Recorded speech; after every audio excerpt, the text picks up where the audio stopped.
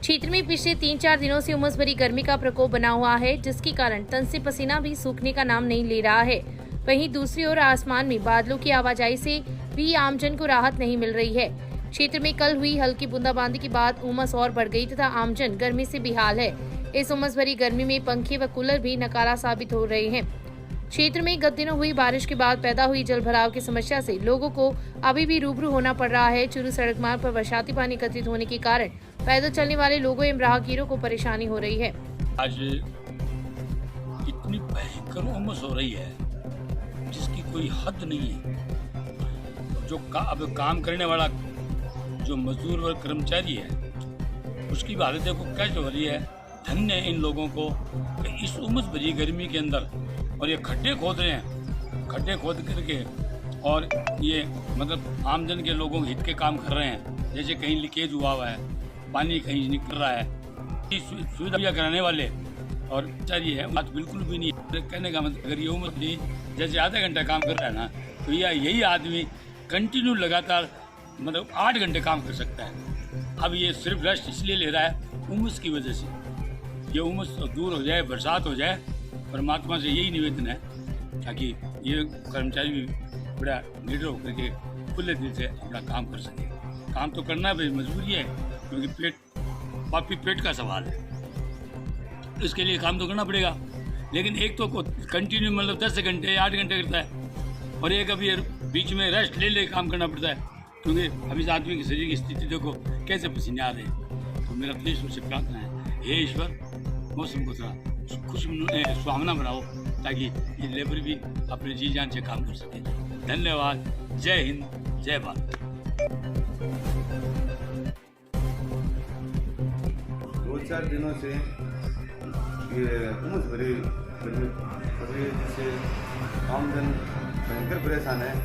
जिससे क्या बदन के कपड़े भी नहीं सूख रहे हैं। बारिश इधर भगवान के मेहरबान होने की बार कोशिश तो कर रहे हैं लेकिन बारिश आ नहीं रही है। कोशिश तो जारी है, बारिश आ जाए तो आमजन को राहत मिले, ठंड हो जाए तो गर्मी से निजात मिले। कि अभी मौसम में काफ़ी तो हमारे दिक्कत है, मौसम गर्मी का माहौल हो रहा है। रतनगढ़ में आई फ्लू का संक्रमण लगातार बढ़ रहा है। हालत इतनी गंभीर है कि पिछले 5 दिन से इस रोग से ग्रसित रोगियों की संख्या पर नजर डाली तो अस्पताल के आउटडोर में 300 से अधिक रोगियों की एंट्री हो रही है। यह आंकड़ा थमने का नाम ही नहीं ले रहा है। नेत्र रोग विशेषज्ञ राकेश शाहर की माने तो करीब 10 दिन पहले इस बीमारी ने क्षेत्र में दस्तक दी थी, लेकिन रोगियों का ग्राफ पिछले 5 दिनों से बढ़ना शुरू हुआ है। उन्होंने बताया कि यह बीमारी रोगी के संक्रमित वस्तुओं को छूने तथा गंदे हाथों से आंखों को छूने से ज्यादा बढ़ रही है। इस बीमारी से घबराने की आवश्यकता नहीं है, केवल स्वच्छता का विशेष ध्यान रखें तथा डॉक्टर द्वारा दी गई दवा का नियमित सेवन करें तो करीब 10 दिन से इस बीमारी से पूर्णतः लाभ मिल जाएगा। गंभीर बीमारी से ग्रसित लोगों को कुछ समय और लग सकता है। इस बार ये काफ़ी सालों के बाद में लगभग 5-6 साल के बाद में ये वायरस इतना ज़्यादा फैला है। ठीक है, ये मेन बारिश के मौसम में होता है और एडेनो वायरस होता है जिसके अंदर अपन को साफ़ सफाई का पूरा ध्यान रखना होता है, चश्मा लगा के रखना है, आँखों को बार बार हाथ से पोंछना नहीं है क्योंकि ये एक दूसरे के सामान को टच करने से या फिर आप बार बार आँखों को रब करते हैं उससे एक दूसरे में ये ज़्यादा फैलता है। किसी की आँख में देखने से ये नहीं फैलता है। ठीक है, इसके अंदर यदि अपन टाइम से कुछ दवाइयाँ हैं आँखों में डालने की, यदि अपन टाइम से उसको डालते हैं तो इसमें आराम आ जाता है। पूरा रिलीफ आने में 10 दिन भी लगते हैं।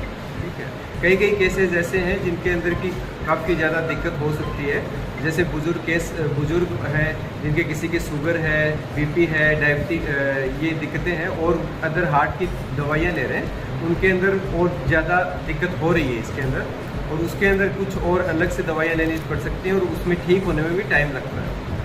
और ज़्यादा इसमें घबराने की ज़्यादा ज़रूरत नहीं है। ठीक है, टाइम से दवा डालो, आँखों को साफ रखो। मुहर्रम को लेकर रतनगढ़ आदर्श पुलिस थाना परिसर में सीएलजी सदस्यों एवं शांति समिति की बैठक का आयोजन मंगलवार की शाम हुआ। डीवाईएसपी सुरेश कुमार शर्मा की अध्यक्षता में हुई बैठक में तहसीलदार बजरंग लाल, सीआई सुभाष बिजारनिया, सामाजिक कार्यकर्ता नरसीलाल मीणा इंदुरिया व जोधपुर डिस्कॉम के एएन ऋषिकेश मीणा उपस्थित थे। इस दौरान मुहर्रम त्योहार को चर्चा की गई तथा सांप्रदायिक सद्भाव के साथ त्योहार मनाने का आह्वान किया गया। इस दौरान जोधपुर डिस्कॉम से ढीले बिजली के तारों को कसने के लिए निर्देशित किया गया। बैठक के दौरान यातायात सहित अन्य कई बिंदुओं पर भी चर्चा की गई। इस मौके पर समाज सेवी रेवत राम मोहन, सेवानिवृत्त एक्सएन सुगनचंद मंडार, पार्षद प्रतिनिधि अनिता महेशी, पूर्व पार्षद राकेश शर्मा, सहीराम गुदारा, सुरेश कुमार मुरारका, जाकिर हुसैन सहित लाइसेंसधारी ताजियादार उपस्थित थे। आज मुहर्रम को देखते हुए थाना परिसर में सीईओ साहब, तहसीलदार साहब और विभिन्न विभागों के अधिकारियों की उपस्थिति में शांति समिति की मीटिंग ली गई, जिसमें सभी विभागों को ताजी और अखाड़ों को देखते हुए अपनी अपनी तरीके से सारी व्यवस्थाएं सुनिश्चित करने व लाइसेंस धारकों को लाइसेंस की शर्तों का कड़ाई से पालन करने को हिदायत की गई और शांति समिति की मीटिंग में सभी उपस्थित लोगों को सद्भावपूर्वक मुहर्रम का त्यौहार मनाए जाने की हिदायत की गई। राजस्थान सरकार के द्वारा बजट घोषणा के अंतर्गत आयोजित होने वाले राजीव गांधी शहरी ओलंपिक खेल में भाग लेने वाले खिलाड़ियों को किट का वितरण मंगलवार से शुरू हुआ है। शहरी क्षेत्र में जिन खिलाड़ियों का नाम सूची में प्रदर्शित हो रहा है, उन्हें स्पोर्ट्स किट का वितरण बाजोरिया स्कूल में एसीपी उमेश कुमार जाकर शहर खेल संयोजक बाबूलाल सांखोलिया के सानिध्य में किया जाएगा। प्रधानाचार्य अंशु, वितरण प्रभारी अशोक गौड़, कन्हैयालाल, शिवकरण शर्मा, विशाल गुप्ता आदि शिक्षकों की उपस्थित में 25 से 31 जुलाई तक सुबह 8 से दोपहर 1 बजे तक किट का वितरण किया जाएगा, जिसके लिए रजिस्टर्ड खिलाड़ी अपना आधार कार्ड साथ लेकर स्वयं उपस्थित होकर स्पोर्ट्स किट प्राप्त कर सकते हैं। सांखोलिया ने बताया कि बिना स्पोर्ट्स किट के खिलाड़ी खेल में भाग नहीं ले सकेंगे। राजीव गांधी शहरी ओलंपिक 2023 के खिलाड़ियों को आज यहाँ नागरमल बाजोरिया स्कूल में स्पोर्ट्स किट का वितरण किया जा रहा है। जो खिलाड़ी पहले से अपना रजिस्ट्रेशन करवा रखा है, उन खिलाड़ियों को ये किट दी जा रही है। खिलाड़ी जो है अपना रजिस्ट्रेशन नंबर व आधार कार्ड लेकर उपस्थित होने पर उनको किट दी जा रही है। तहसील के गांव नौसरिया की राजकीय उच्च प्राथमिक संस्कृत स्कूल में मंगलवार को पौधारोपण कार्यक्रम आयोजित किया गया। इस दौरान पीपल, नीम, बरगद, शीशम, अर्जुन, सेंटा, सरेश, अनार, नींबू, मीठा नीम, इमली, गुलाब, सदाबहार, मेहंदी आदि के लगभग 250 पौधे लगाए गए तथा उनकी देखभाल व संरक्षण करने का संकल्प स्कूल प्रशासन व ग्रामीणों द्वारा लिया गया। इस मौके पर सरपंच प्रतिनिधि देवेंद्र सिंह राठौड़ व समाज सेवी दुर्गादत्त राजपुरोहित ने कहा कि पर्यावरण का संतुलन बनाए रखने के लिए पेड़ों की भूमिका महत्वपूर्ण होती है। इससे केवल हमें ही लाभ नहीं मिलता, बल्कि पौधों से वातावरण में फैली दूषित वायु को भी शुद्ध करने में सहयोग मिलता है। ग्राम विकास अधिकारी परमेश्वर सिंह ने बताया कि पंचायत में इस वर्ष पौधारोपण कार्यक्रम के तहत सैकड़ों पौधे लगाए जा रहे हैं। इसी के अंतर्गत स्कूल में छायादार, फलदार, फूलदार व औषधीय 250 पौधे लगाकर उनकी सार संभाल की जिम्मेदारी दी गई। संस्था प्रधान पंकज बिबलवा ने ग्राम पंचायत के पौधारोपण कार्यक्रम की प्रशंसा करते हुए पौधों की उपयोगिता, भारतीय संस्कृति में पौधों की पूजनीयता पर प्रकाश डालते हुए आगंतुकों का आभार प्रकट किया। इस अवसर पर दिनेश भोजक, मुन्नी सिंह, बीरबल सिंह, भोजाराम, मुलाराम, राजू भोम सिंह, दुलाराम, उमेश सिंह, संगीता चौधरी, सरोज सोरी, गायत्री साथ, जाना प्रेम सहित कई लोग उपस्थित थे।